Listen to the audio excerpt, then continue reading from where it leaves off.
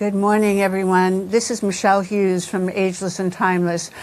Today, I have a very special guest. His name is Del Bigtree, and many of you probably read my cover article in Top Doctor magazine where he was the feature, and this was about, I think, 3 or 4 weeks ago. But Del, you were absolutely amazing in that article, and I really appreciate all the hard work you put in. And thank you for coming back, because today we're going to have a chance to do an interactive interview rather than a journalistic interview. So this is a chance to really get to know who Del Bigtree is in the human way, listening to his voice and all his other incredible stories. So welcome, Del. We're happy to have you at Ageless and Timeless. Thank you, Michele. It's an honor to be here. And you, since we were together, I saw you for the first time, met in person in Dallas at the Al Pernia's event, Changing Life Destiny. Do you remember we met briefly at the black tie? Yeah. So tell us what's been happening in your world since you did the article with us and since I met you in April. Yeah, it's actually been sort of a new part of the journey for me, which is sort of taking this work international. My latest film, An Inconvenient Study, has now been viewed over 130 million times worldwide. Wow. And we had a lot of people reaching out from different countries. You know, I do a weekly talk show, the HighWire online, so I've always known I had an international audience, but I decided to go out and start meeting some of those people. So in the last, I guess it's about month and a half, I have been to England twice, to the Netherlands, to Italy, France, Poland, Japan. And it's just been amazing to see this conversation around vaccine safety and mandates, really, in so many different languages. And watch this film work in so many different languages. It's been a lot of fun. And then along the journey, of course, I've had the opportunity to interview the top scientists and experts in every one of those countries, and ask them what the COVID pandemic experience was like for them in their different countries, amongst other questions that I have. And it's been very eye-opening for someone. I thought I had a pretty good pulse on everything. I've been reporting on this stuff for 9 years total, but really COVID, we were sort of center point in that. And I'm learning new things, I think, from the different perspectives that different nations have and viewpoints. So it's been a great and very invigorating, somewhat exhausting couple months since I last saw you. So give us a quick synopsis of Inconvenient Study. I did watch it, but not everybody that is viewing us today has seen it. So could you just give us a quick summary? Sure. The first movie I made that really brought me into this conversation was called Vaxxed, From Cover-Up to Catastrophe. I left my job at CBS on the daytime talk show, The Doctors, to make that documentary and then travel the country with it for nearly a year. But the year that it released, April 2016, I was actually on tour with that film. And that film was just about a whistleblower inside the CDC, and how he was expressing they were committing scientific fraud on the vaccine safety studies, specifically MMR and autism. But while I was on tour with that film, I was making my way up through Michigan and Detroit, and a fan of the film reached out to me and said, I'm really good friends with the head of infectious disease at Henry Ford Health. His name's Dr. Marcus Zervos.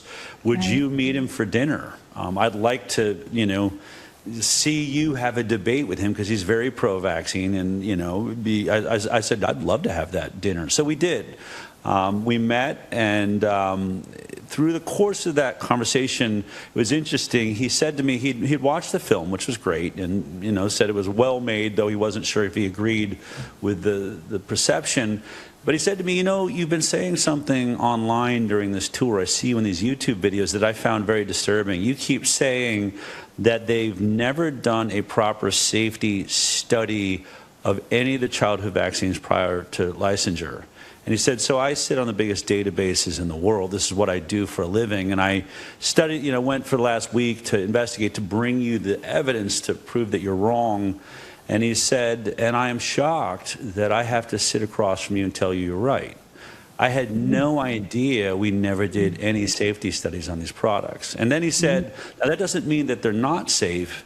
It just means we can't say scientifically that they're safe. And I said, and yet you do on every news channel, every newspaper, practically in sitcoms and movies worldwide, you express that anyone's crazy to say that you haven't established safety. So anyway, we were having this debate, and he said, look, I don't know what I can do about it, Del. It's unfortunate we didn't do safety trials. So, well, why don't you prove me wrong? And I was saying, I think vaccines are actually making us sicker. Why don't you do a study comparing vaccinated children to unvaccinated children, their health outcomes after having already made these decisions? So that was 2016. It took a few years. He finally did complete that study at Henry Ford Health using their database, their children, and then refused to publish it. And that was like the only agreement we had. I said, if you do this, no matter what you find, publish what you find. I'll accept it. If you can show that vaccinated are healthier, I will accept that. I'll come publish it. But he refused to publish it. So I called him, and I remember I said, what's going on? Why won't you publish it? And he said to me over the phone, when I agreed to do this study, Del, I did not realize I was agreeing to ending the childhood vaccine program. And I said, the study's that bad? He says, it's that bad. So we had that conversation for about a year, and finally I went up. I was going to be in Detroit at a speaking engagement. I said, can we get dinner? So we went out to dinner, and I did something I've never done before. I wore hidden cameras, took in recording equipment, and recorded the entire conversation we had. And that is the heart of this film, because people need to hear how much he believed in the study, how hard he worked at it, how pro-vaccine he is, how shocked he is by the results, and how afraid he is to publish it because the climate around doctors and scientists that dare to question this orthodoxy is so dangerous. As he says, I would be finished. I would be ruined by doing this and all the work that I've done. So that's what the film in a nutshell is about. And I will say it's the most damning indictment of vaccinations you will ever read. Sorry to interrupt you. Yeah. I interrupt you because I was so anxious to ask this question, but what have been the repercussions with him from the fact that you published this, that you made this documentary? I don't really know. I received a cease and desist letter from Henry Ford Health before we even released the film. So back in October of last year, they were threatening a defamation case. But at the time, they did not know that I had recorded Dr. Zervos. And so upon revealing that my opinion was not, based, that it was, first of all, it was my opinion, and my opinion was that they didn't publish this study because they didn't like the results. They said that was defamation to say that, but essentially that's exactly what Marcus Zervos says in his own words. And once they saw that he'd made those statements, all I know is I haven't been sued yet. As far as I have had no contact with him, I do know I was doing an interview with a reporter from The Atlantic who tends to not agree with my position, and he told me even I reached out to do an interview. I would have been very, forgiving of Dr. Zervos. They wouldn't let me near him. So I think he's under, it sounds like a media blackout right now. He's not allowed to talk to anybody. It's truly amazing that you have been able to be so courageous and take the positions that you've taken throughout your life. You've been a contrarian, I guess, in terms of accepting what the media and the rest of the, whatever you want to call it, the elite or the political powers that be want us to believe. And I just give you so much credit, because it's really a lonely place to be when you're taking a point of view that is contrary to what the powers that be want the population. So really, congratulations for being such a warrior and fighting for all of the people that, really didn't have a voice without your effort. So, yeah. And I didn't say this at the front. Thank you, and it's getting less and less lonely every day. Well, that's good. When you were in Europe, did you feel a difference in the pulse of the reactions there than you have in the U.S.? Healthy circulation is foundational to overall wellness, and nitric oxide plays a critical role in how the body delivers oxygen and nutrients where they're needed most. N101 focuses on supporting nitric oxide production as a pathway to better cardiovascular health, energy, and performance. This is an area of health that often gets overlooked, yet it impacts everything from brain function to endurance and recovery. N101's work brings important attention to a system that truly affects whole body vitality. You can learn more about N101 and Dr. Nathan Bryan and their approach by visiting the link in the show notes or by using the code AGELESS10 for 10% off of all their products. Well, yes, because I think they are currently sitting in awe of what is happening in America.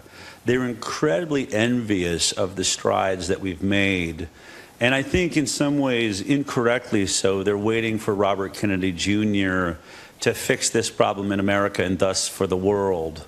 Right. And my message is the people are the ones that are going to change this. There's no single politician. I don't think the environment of D.C. is going to prove open to getting all that we would hope he'd get done. I don't think he's going to get it all done, but he is changing the conversation. It is wild to watch him. I think now, still, second year in a row, polling as the most favored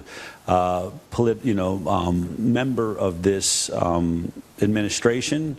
He's polling the highest. We are seeing incredible stats about MAHA values, which is like sort of that term that he came up with. They're reporting that essentially the values of them in many ways are crossing over to liberals and Democrats. It's even broader than we recognize, but they won't use the word MAHA. They don't like that because they feel like it's attached to Trump, but they are really appreciating the work that Bobby's doing, and especially in the less controversial space of food supply, water, things like that, where he's been great. He's got almost bipartisan coalition built. So, and I was lucky enough to be his director of communications when he ran for president to get to know him. And I was just about to say that to everybody, that in case you didn't know, and I didn't do the adequate introduction, I should have, that that you were his Bobby Kennedy, RFK Jr.'s, you were his director of communications for his effort to get nominated, right, as when he was running for president. Yeah, for president. That's a big job, and that shows you had a long friendship with him, right? So. I do. I like to say, they say never meet your heroes, but in this case, and I grew up in Boulder, Colorado. My family are environmentalists, so I was, he was my hero way long before I got anywhere near this vaccine issue.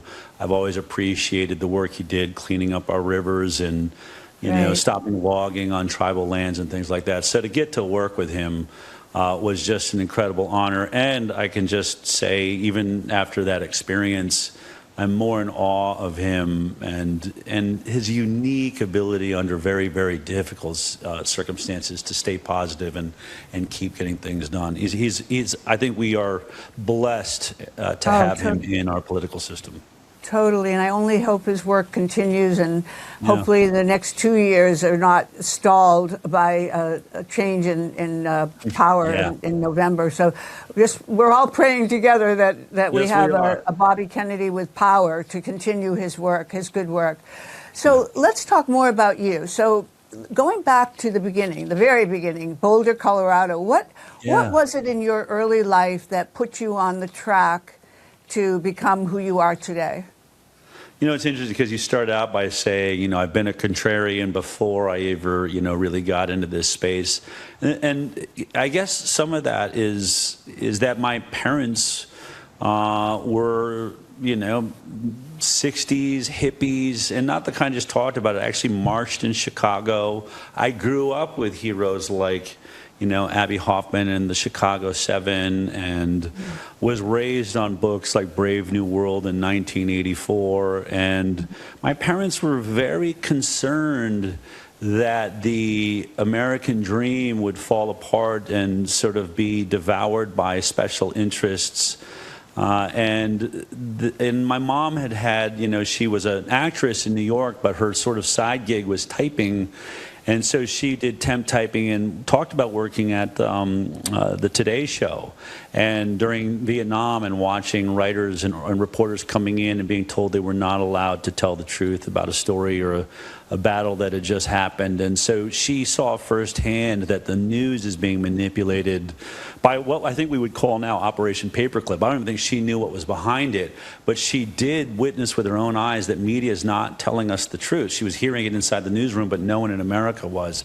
And so I think all of those things were the tapestry or the blanket that I was covered in and sheltered by, which was my parents raised me to follow my own instincts, to trust my own instincts, and to listen to what's being said, but recognize that everyone is fallible, and the odds are that the truth is being manipulated in one way or another.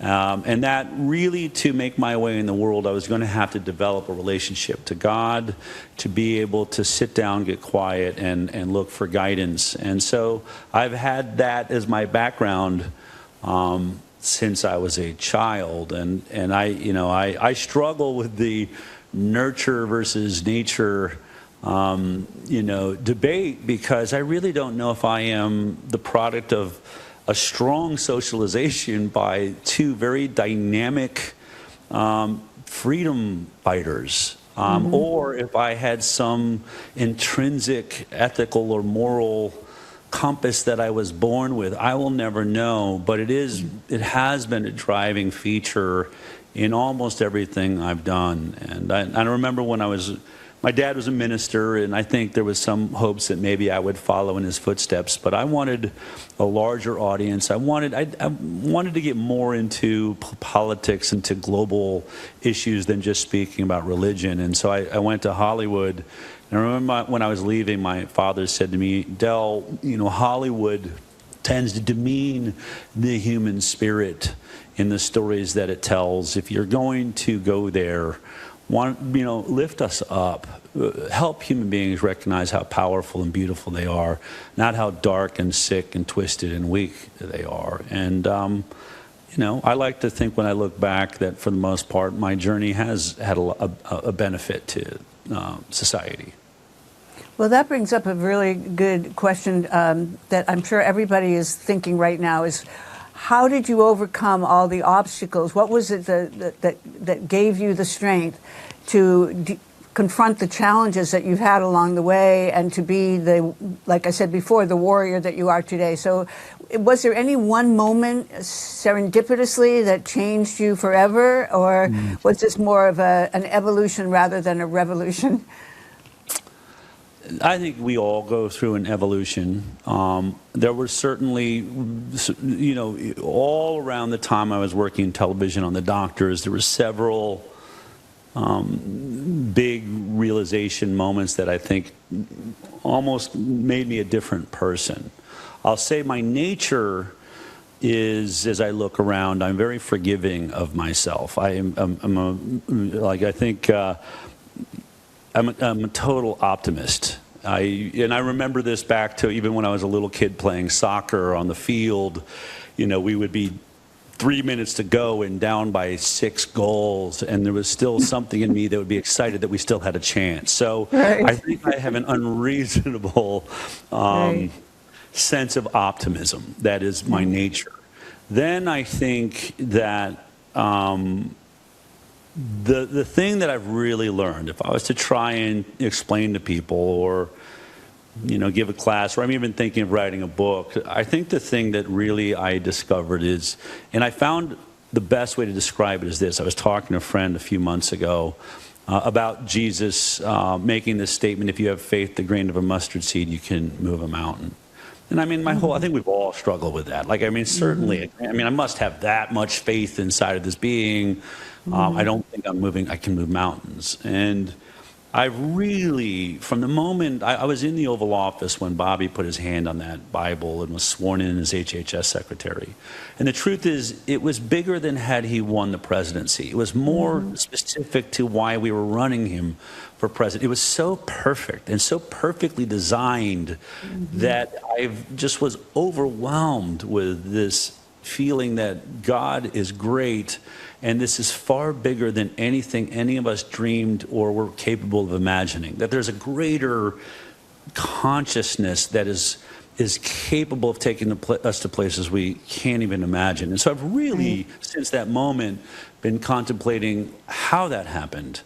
And, a lot of people will credit me. There's a few of us, Charles Eisenstein, of course, Bobby himself and the work he's done.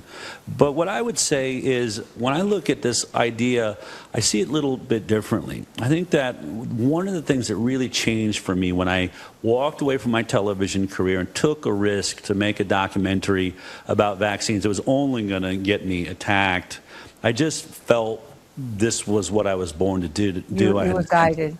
I was guided to it, but it took away my long-term vision. It took away me thinking I knew, as a producer, you have to know how things are going to go, what's going to go wrong. I feel like I lost that and was really forced to just be in the immediate. What can I do to make this documentary today better? How can I talk Andy Wakefield into allowing me to do the next thing in his documentary that I think will advance it? How do I get people to hear it? And I would just listen and do what came to me.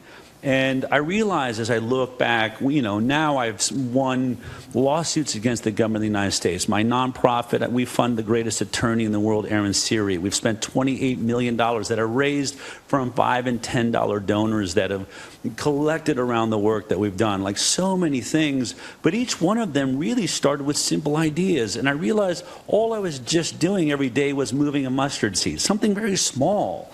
I didn't attach it to it had to move the mountain. I just got focused on what can I do today. And it started with simple tasks, some bigger than others, but I just kept saying yes and doing it. And that's what I think now. When I think of that term, I've moved a lot of mustard seeds, a lot of tiny, tiny little things with no idea where they're going to end. And one day I look up and that mountain is gone. Or in this case, Robert Kennedy Jr., the most hated man in health in the world, is now getting the most powerful position in health that exists on the planet. And so that is my message to everyone. We should not fear. We should not,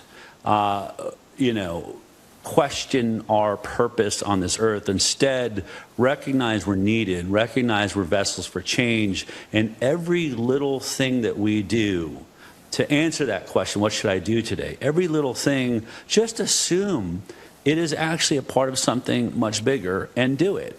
Don't need it to change the world. Just know that that is what you're required to do. And Bobby talks a lot about this too. It's great being with him. He discusses Sisyphus, that he just sees I am pushing this boulder up the mountain.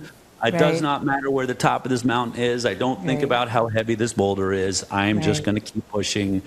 And the rest of it is in God's hands. And I think that's what has allowed me to I take what I think other people would call risks. I have felt very protected and helped and handled all along the way. Well, you gave the keynote at the Changing Life Destiny, and I didn't expect that speech from you. I thought it was going to be far more about longevity and technical and, more to what we were, but you really came across and there wasn't a dry eye in the room as the most spiritual, guided entrepreneur and, as I said earlier, warrior for longevity, but also for truth. And it was so inspiring. I don't know if other people gave you any feedback, but I certainly wanted to come up and hug you. But you were surrounded by 100 people, so I couldn't do that. But honestly, this was truly, it was a vision speech. It was a speech that it just flowed. It was like you were channeled. It flowed from you. It didn't have you didn't have a note or anything. You just spoke. And I think this is truly what people in the world need to experience is just that kind of drive and vision and purpose and passion, all the, the things. I always say passion to purpose is the first step that you need to take. First, define what your passion is, and then put it into the terms of achievable actions, and that's your, driving towards your purpose. And then, earlier on is the pain of knowing that you have that myth of Sisyphus battle that you're going to have to face, no matter what field you're in. But let's just keep it to longevity today, because health is probably one of the most challenging of all of the of our country anyway, battles to overcome. I mean, we've just allowed ourselves, I don't want to get off on a big pontification here, but I know you agree with me, so it's always nice to talk to somebody that you have an alignment with. But at any rate, back to, is there one person in your life, I know RFK is going to be one of them, but let's just say two people. Are there two people in your life that have made a difference in who you are? Helped to shape you to who you are?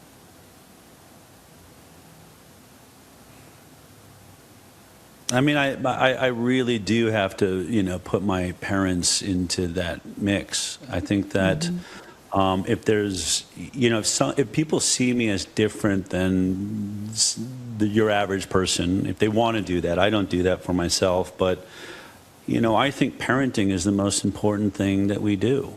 And I was very lucky that I had parents that took that job. My mom especially, my dad was very busy running the church, but my mom very much instilled in me the belief that I could change the world. In fact, that was my destiny. That's what I was here to do.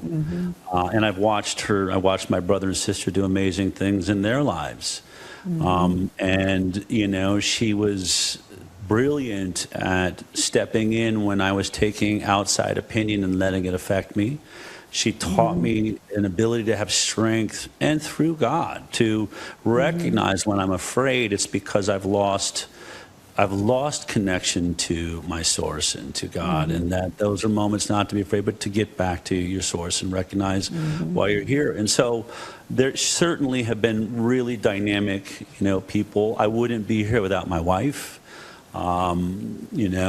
Both beautiful, in every way possible, has held my home together so that when I go out on these battles, I come home to stability, to beauty, to children and love. And they're not seeing their father much, which could have a lot of guilt to it, but she's done a beautiful job of inspiring them and bringing me down to reality when I've come off and say, be here with the kids. So all of those things, I think, have a huge effect on my life. Well, you just described what in the longevity industry we say is one of the five pillars, right? So having purpose in life, and then being surrounded by love, and being not only surrounded by it, but being able to give it to others. And that's one of the the pillars going along with all the other things that we can talk about: sleep and nutrition, food being, of course, probably the biggest pillar of all. And that's one of the things that you've attacked, along with RFK and the rest of us who are believers in fighting the institutional side of food in our country, which is unfortunately sacrificed to the special interests of the almighty dollar. But anyway, if you were giving advice to, let's say, a group of people are in your audience right now, and they're in their over 50, they're in their golden years, and you are going to tell them what is it that you can do to extend your lifespan and your health span, both. What would be some of the advice that you would give them? And I'm using over 50 because there's much evidence today that you should start this, at birth, really. You should start this as a child. But I'm just thinking that the baby boomers and the aging population, focus on the biggest cohort of all, which is the baby boomers, most of them are turning 80 this year. So include that, because that is probably one of the biggest cohorts we have in this. It is the biggest cohort we have in this country. But, however, we can focus on anyone that's reached that golden year, 50 and beyond. Well, I mean, if I was to give one piece of advice, it'd probably be drink more water. I think if there's one issue I have, and everyone I meet, I think we are all dehydrated. I don't think we're removing toxins. We live in a very toxic environment, and we forget to do the most important thing, which is to keep cleansing our body, allowing water to move through us. I think of products. Can I get a timer? I mean, because I have this issue. Can I get this thing to tell me I need to drink again because I can forget? So that would be a very specific thing. But I think to the point that you made, love yourself. I think that, first of all, you can't love anybody else if you don't love yourself. And if you find situations around you that are not making you feel blessed, or not making you feel grateful, maybe you start by just faking it and saying, I'm grateful as many times as you can in a day, but also change those circumstances around you. I really do not believe that we are victims of anything in this world. I think that we are creating the world that we live in. We are fully responsible. I also would say that those difficulties in our lives are the guiding, those are the centuries of our map, of our quest. I have found, and I really discovered this throughout working on VAX. There's a story I'll tell to exemplify this. We were working on this whistleblower. We had all the transcripts. He was saying amazing things about autism and the fraud that they'd committed at the CDC. And then suddenly a book came out with those transcripts in it. And Andy was really upset. He thought that he was the only one in control of these words. We were very concerned that this book would out the whistleblower before we got the film out, which means he was in danger now. And we thought the book lacked the context that our film was giving us, so we'd even understand what it was he was saying and why it was important. Anyway, it was a very bad moment, dark moment. And I sat down and prayed that morning, and I walked out in the room. As I do, I tend to just say, all right, God, speak through. What is it we need to understand here? And I sat down, Andy and Polly and Brian, the three people that were working on the film, and I said, look, we are never going to be smart enough to outsmart all of the advertising think tanks that pharma uses to push their agenda. We're never going to own the television set. There's 60 to 70% of the advertising on TV is pharma, so they're not even going to let us talk about this film on TV. They're the number one most powerful lobby in Washington, which means they own every government official we're going to go talk to, and I pointed all of these things out, and I said, so the way I have it figured is either God is with us or we are effed. I used the full word, but I'm not sure what the rating is on this show. and I said, what that means to me is that the only way we're going to achieve things bigger than ourselves or in a higher intelligence, which is what we need here, is something is going to have to step in. And if it's stepping in, I'm going to guess it wasn't something we thought of, and will probably look a lot like catastrophe because it's not inside of our frame of reference. So why don't we just assume this book had to come out, that I don't know why, maybe God was priming this story so that enough people knew it so there would be a reception when the film came out. I don't know. But let's just assume it is working towards our highest good and work from that and move on. And I will say that is probably one of the biggest shifting moments in my life, because from that moment on, I have seen every major difficulty or catastrophe as either something I don't understand that's working towards my good, or it's trying to get me back on a track that I've somehow gotten off my path and I need to readjust and get onto it. And when I started seeing the difficulties in my life that way, it just, my life has prospered. In fact, I feel like, as soon as I think something, as soon as I really know what my question is, a door opens up and it has the answer. And so I think that's, if I had the best piece of advice I could give, is be grateful for your life, be even more grateful for your difficulties, and recognize that those benefit you. Think about it. Look back at your life. Try to remember the greatest moments you had. What were the moments that really, truly set you on the course that brought the benefit that you had? I would say every time I look back, it's usually a tragedy. It's usually a tragedy that helped me get there, not the benefits. You kind of tread water. And in fact, I sort of describe it as if I'm wandering in the dark through life and it's hard to know where I'm supposed to go. If it's pitch black, the one thing I know is when you run into a wall in the dark, for that moment, you know the answer is 180 degrees the other direction. And finally, you have a course. And so that is what I would say is, don't fight your difficulties, embrace them, love them, and know that they are moving you towards your destiny. Right. So we learn through adversity, and opportunity and Chinese is actually synonymous with adversity. So at least that's what I've been told. But the point is, what you're saying is really encapsulating leadership and never give up. I guess Spain would be a good example of that the other day, right? On the World Cup finals. Never give up. And, even when you have a goal taken away that you clearly should have. Exactly. And and don't fight. On that, you'll lose. Yeah. Exactly. So you've been interviewed how many times? 100, 1,000, or whatever. Thousands, I think. Yeah. Okay, so what's the one question that you wish an interviewer would ask that they never do? And let's talk about answering that question today. Wow. I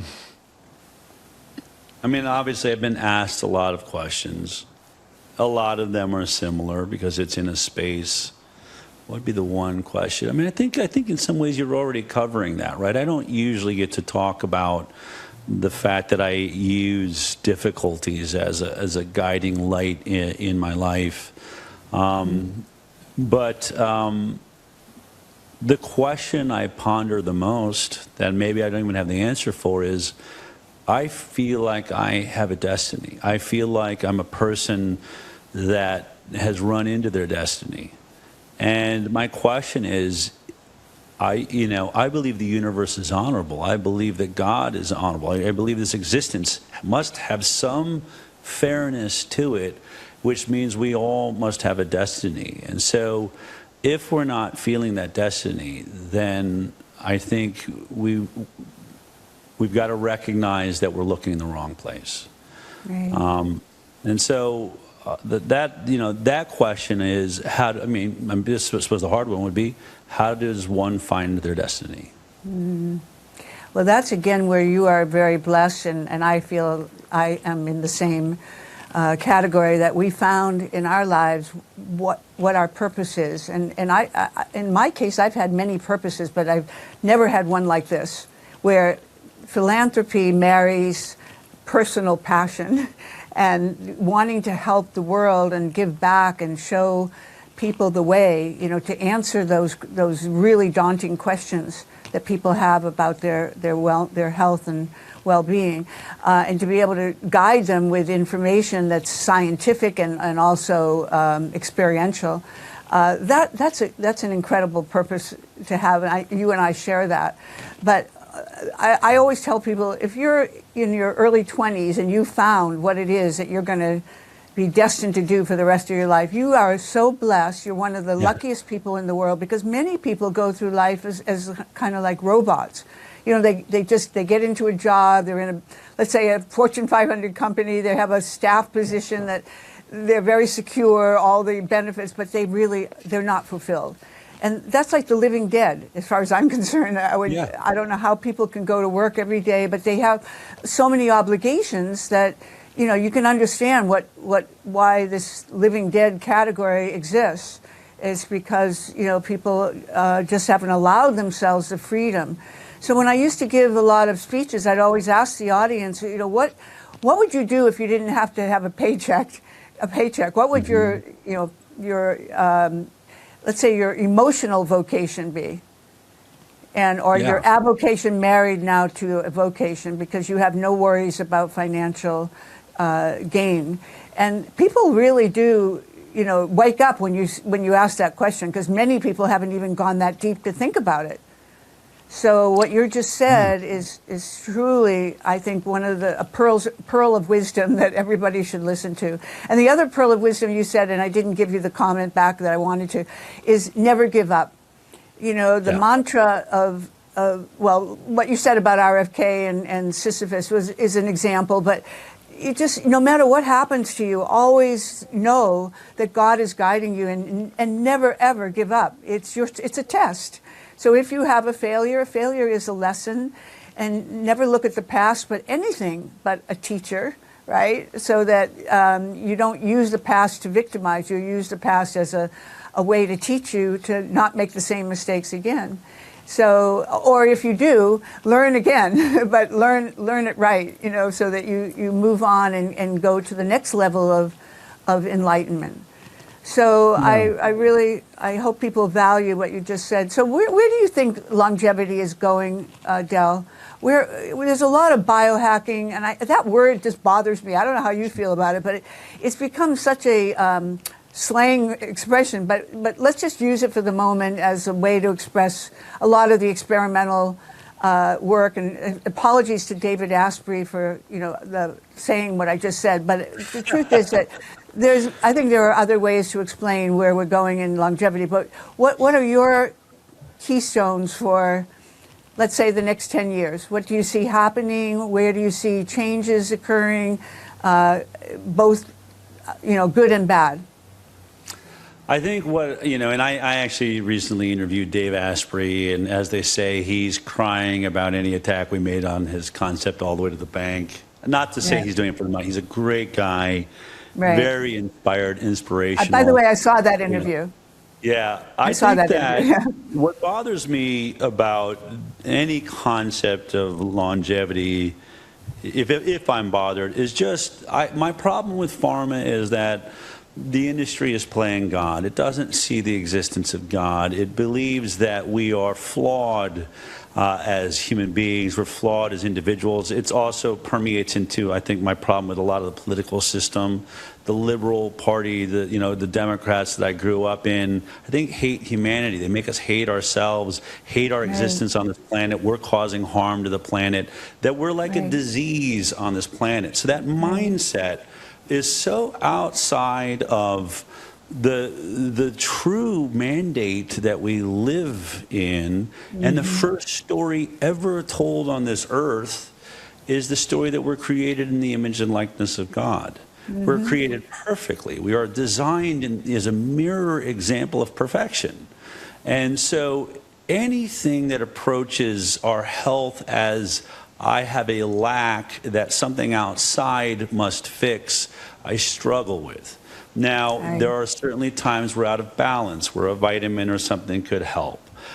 And I think, in the question I've been asking a lot of the longevity of biohacking experts is, aren't we just fixing problems that have been created, both toxic chemicals in our environment, ways that we're eating? Would we need longevity? I mean, if you look at the Bible, is it true that Abraham lives for, I don't know, several hundred years? I don't think he needs biohacking or longevity. Right? Are we trying to get back? I mean, I think if we recognize that in longevity, we're just trying to get back to the original right or gift that's been endowed upon us.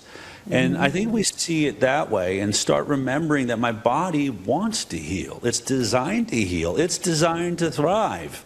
Let me take out the things I'm doing that are interfering with my health. And that's how I approach longevity. I don't drive, and by the way, my mental health is the greatest driver of my health. So if I'm obsessing over every piece of food that I eat and what chemical is it, and oh my God, are those lines in the sky really poisoning me? I'm a mess. I'm a mental disaster. There's no way There's Right. nothing I can take as a pill or inject or get an IV of that is going to overcome the illness that is moving from my mind through my body. So the most important thing is that I live a life in love, in joy, in happiness, and as free as of unnecessary stress as possible, or anything I do will be irrelevant.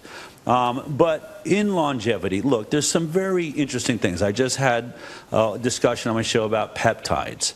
I don't like the idea of taking anything permanently. I don't believe, as I said, I had a flaw. But if maybe my peptides are not fully functioning or something has shut down because of an environmental issue and I can reboot that in a safe way, I would say low dose everything is probably the smartest way to go. Like, maybe that's okay. But I mean, I'll tell you, I'm still struggling. I haven't taken a peptide yet. I don't really, I think when you play with your nature, when you play with nature, my experience is there are long-term effects we do not see down the road, so we should be very careful. I personally lean towards holistic and the natural. What would this be? I picture my life as born with no buildings around, nothing exists. I'm stark naked on the earth as though Adam and Eve. What is my knowledge point from there? What would I do right now if that's coming in? And I try to make decisions from there. But look, I think the beauty of longevity is it's making us be aware of what we're putting into our bodies.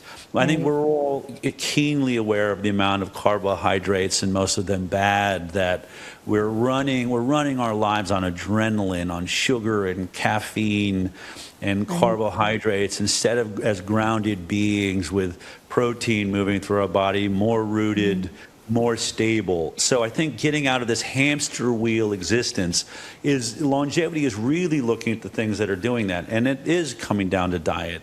It is coming down. I love that Dave Asprey's most recent book was on meditation.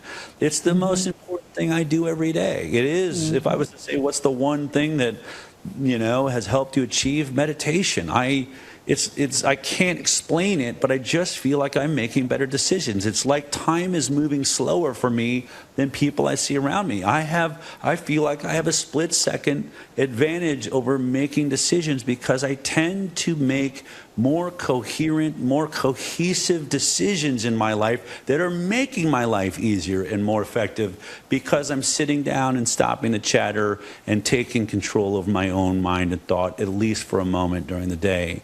So I suppose if, I'm looking at, I think one of the greatest tools to longevity is meditation.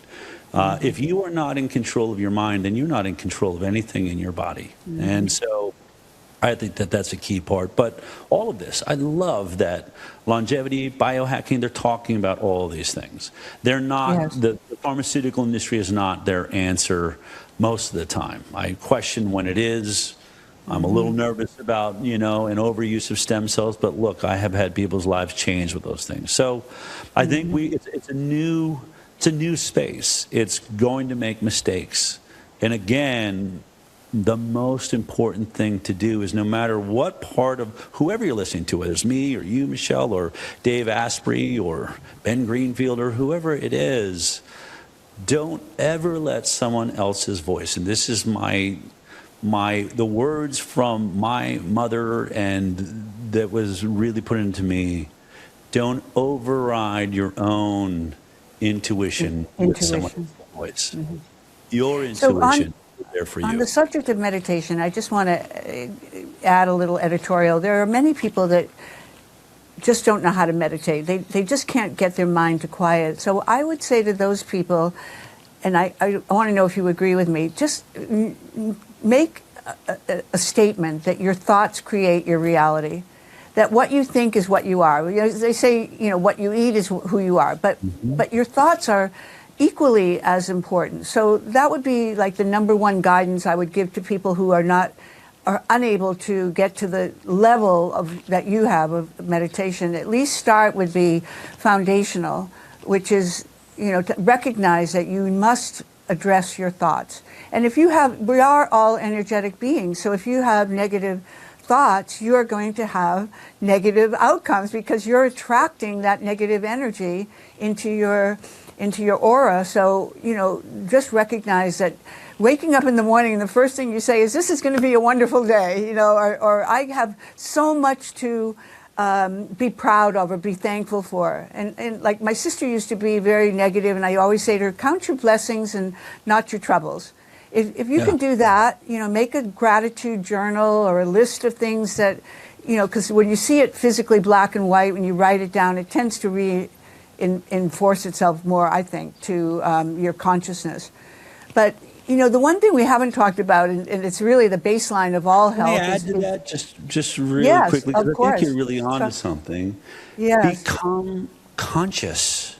Conscious. Be conscious that you have thoughts running. Don't just let thoughts run without you. That's right. And it doesn't mean, it means allow a trigger point to go off. Oh my God, that was a really negative statement I just said about myself. Or here I go again, hope I don't F this up. Why did I just do that? It starts with catching yourself and saying, oh, let me correct that. What's a better way to say that? Let's succeed here. Let's go rock this audition out. Let's go rock this interview out. Let me change that to a positive. You just made an adjustment, and you just told your brain, I'm not going to let you get away with this any longer. I'm not going to let you run a tape that I'm not paying attention to that is actually deciding the nature of my experience. And you're right, become conscious of the nature of your thoughts. That's all meditation is from the start. Even when I said, I don't know anybody that sits to meditate. Everyone, it's the whole difficulty is we have a busy mind. No one sits down and goes, oh God, that was easy. I just shut off my brain. It's like the hardest thing you can do. You do it as a practice every day because it's so difficult. And one of the tricks I learned is, you sit, you try to get quiet. I like a mantra that I can repeat every time I find myself thinking. But someone once said, Del, when your thoughts come up, they're going to be there. Just put them on a little cloud and let the cloud drift away and get back to the mantra and see if you can get to a single thought. But it's the same thing when you're saying start catching your own thoughts. Asking yourself, is that the quality of thought that I want to be having? And let me make an adjustment in this moment. And you'll find the more you catch it, the more adjustments you make, the more conscious you become. And now you're starting on a journey where you will be able to sit down perfectly. Thoughts come and go, but you'll be able to recognize I have a thought and let it move on. Because think about it. It's like a radio. You've got 1,000 stations. You're trying to learn to be able to tune in one station really clearly. And frankly, that station is your connection to your source, your creator, God, whatever you want to call it. The better you can tune that in, it's the zone. It's what we watch in athletes. What you know when you have a good day, or you're like, how did I do that? That was amazing. When you have that moment where you step outside yourself and said, I couldn't believe the words coming out of my mouth. That's that moment of being in the zone. That's what you're trying to get to. That's just tuning in the right channel so that it just works clearly. No one should give up on it, and everyone should accept that it's a difficult journey. That's why it's so much fun. So what is your daily habits? I now know you meditate. That's a big one. And I now know water. And I think I read that you put that sleep is one of your big ones. But just give us a typical day in your life. I don't think you can answer that question, really. Let me rephrase it. Travel makes it really hard. I was just going to say. The biggest toxic input is traveling all the time, difficulty of eating with regularity, and frankly, when I'm on the road, I'd like to, if I have control of my day, I like to intermittent fast and not eat until 1 o'clock. I like to contain usually 2 meals inside of 6 at the longest 8 hours. I find that my weight, my energy works better that way. But if I'm traveling, I realize that if I don't eat breakfast right now, I could end up in meetings where I don't see a meal till tonight, and I don't want to be strung out. So the traveling changes. But in a day where I have control today, I woke up, I worked out, not as much as I wish I would, but I make myself get in the gym and just say, I'm really, as I said, forgiving of myself. Do anything is better than nothing. So I put myself in my home gym. I, lifted weights for about 35 minutes. I'm hoping I can push that to an hour as things go along. But I really love my sauna. And I make that my gift for having worked out for 30 minutes is 30 minutes in the sauna.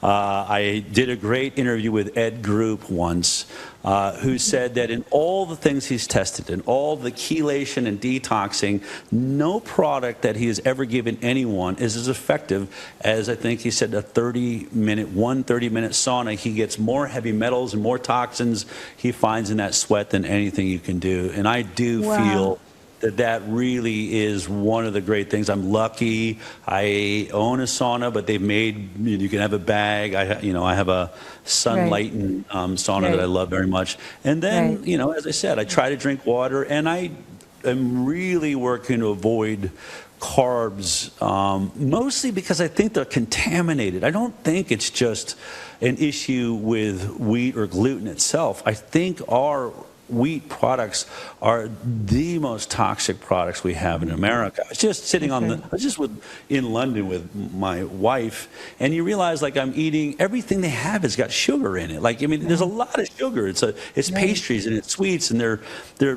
puddings are sweeter than I would make, and the yogurts are sweet. And I was like, these people are eating so much sugar, but I don't see obesity around me the way I see it in America. So there's something really specifically wrong with our food supply here. So, and that's why, I have relatives that are vegan and vegetarian. I don't think there's anything wrong with those diets necessarily, except that my personal belief now is it's too hard to get vegetables that aren't contaminated. And I believe when we're eating meat, those animals are eating toxic foods, but are somehow also processing some of those toxins out so that we're getting a purer form of energy. So that's where I'm at with diet. I don't have some perfect answer to it. And I've really learned to compartmentalize my time. For instance, I was doing a New York Times interview for the last 40 minutes right before I came on this, but I took some time to sit down and have a salad. I had 20 minutes, and I've taught myself to, if I'm just eating the salad, I only have 20 minutes, but I'm not going to think about my, interview coming up with Michele. I'm going to forget about what I just did with the New York Times, whether I did well or not. Let me just have this moment and be here with this salad, like singleness of mind. If I'm with my kids, let me put down my phone. I know how much time I have, and I'll set an alarm. I have an hour and a half. Let me just be here with my kids instead of half here. And I think that's the biggest thing that I try to do, is to really just, whatever I'm doing, let me be fully engaged with that and fully able to disengage the moment's over and not engage until the moment it starts. And there's been funny times where I'm like, have a speaking engagement at an event and I'm sitting in a hot tub. This was recently, someone came up, they're like, aren't you the speaker on stage in 15 minutes? I'm sitting in the hot tub in a bathing suit. I was like, yeah, and I still have 5 more minutes before I need the time I need to be prepared to be on that stage. And so I'm able to do that now, to forget about what's ahead of me. It's coming. That moment will come. But while I'm here, I'm here. Well, Eckhart Tolle would love you. Live in the moment. Yes, live in the moment. Well, it's interesting. I just want to say a little editorial, but because we're so alike, it's amazing to me that when I listen to you, I have a sauna, a far infrared sauna. It's the first thing I do every morning after I shower and get ready.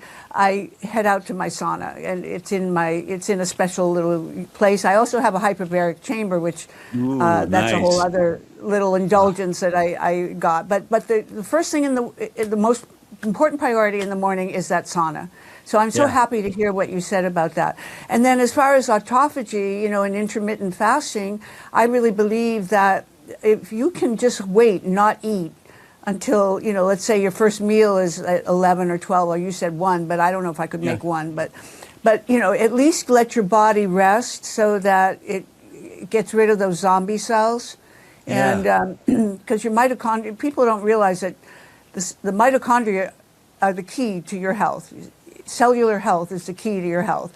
So if your mitochondria are lazy or tired or dead or whatever, then you are going to obviously feel that negativity from the reaction. So we didn't get into the microbiome. That's a whole other subject. And AI, which I need to have you back on because we're running out of time. But I do want to say that if everybody listening today has learned something. It's this whole mantra that you just mentioned. I'd love to know what your mantra is, but I'm not going to ask you. That's too personal. But I can pretty well predict what it is, and maybe offline you'll share it with me. But whatever it is, I know that it's consistent with who you are and your value system, and this is what people need to hear. They need people like you who are inspiring, and it's really all about the basics. I mean, what you just described are, there's nothing complex about it. And, No. and it's really sad to me, like you said in one of your articles, that too bad people turn to pharmaceutical drugs. As soon as they have a cold, they run to get an antibiotic. Why not just use nature and let the body do its miracles and try to heal itself? Like you said, allow your kids to have a fever and get through that, because that's your immune system telling you it's trying to get rid of something bad, toxic, and when you get to the other side, after you go through the fever stage, you're going to be that much stronger. But you don't need a drug to take you there. That's actually just chemicals. And the other thing I wanted to address that you said is with food, that when you eat meat, always go for grass-fed and grass-finished if you're going to eat beef. Don't ever buy a regular because they're just tainted with all the bad things, the hormones that get into the water supply itself, all the grains that they're fed, and make you fat, and like you said, the carbohydrate side. And then the other thing is, same with fish. Buy wild caught fish. Don't buy farm fish. And when you go to buy eggs, buy pasture raised. If you can buy regenerative, that's even better. So a lot of this, Del, is about discernment. It's about knowing what the choices are and then having the discernment to make those choices. So I don't think there's anything complex about living a healthy life, as long as you're curious enough to know what questions to ask and get the right information. Well, I just have enjoyed this so much. I hope you have. And we will have you back, because now we've done 2 interviews together, but there's still so much more terrain to cover. There is one very special invitation I have for you that I'm going to put this out there right now, because I want you and I to talk offline. But we're starting, Dr. Goldman, Dr. Goldman from A4M. So Robert Goldman and Ron Klatt started A4M, and you know what the success of that organization has been. Well, now he's the Midas touch, but he and Rob Fletcher, who's his head of business development and has been with him for 30 years, have asked me to be their vice president of business development for a new venture called Longevity Masters Global.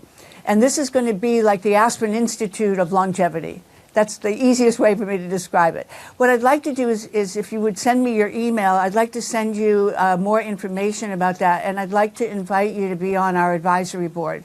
Wow. It's going to be very, very, distinguished. We already have Dr. Patrick Porter, as you know, from BrainTap. We have Dr. Porter.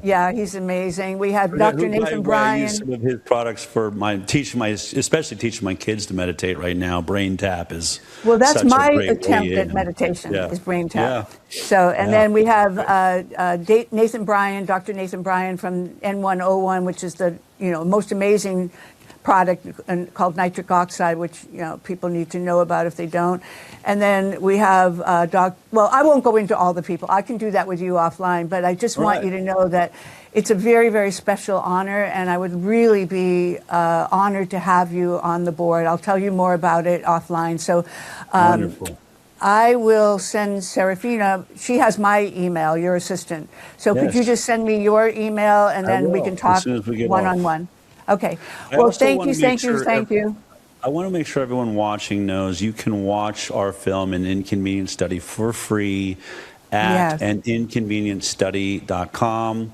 It's now, I think, in 7 or 8 languages. We're adding more languages every day. And if the movie moves you the way I've seen it moving people all around the world, please share it with everyone you know. That I think it's a tool that is really going to help us wake up our friends and neighbors that we know are looking for answers. And I think it's just a really great film. It's what it's designed to do. I totally agree. I've watched it twice now, and I think it'll be a third time, because you you forget certain things. You want to be reminded of some of those kernels of truth.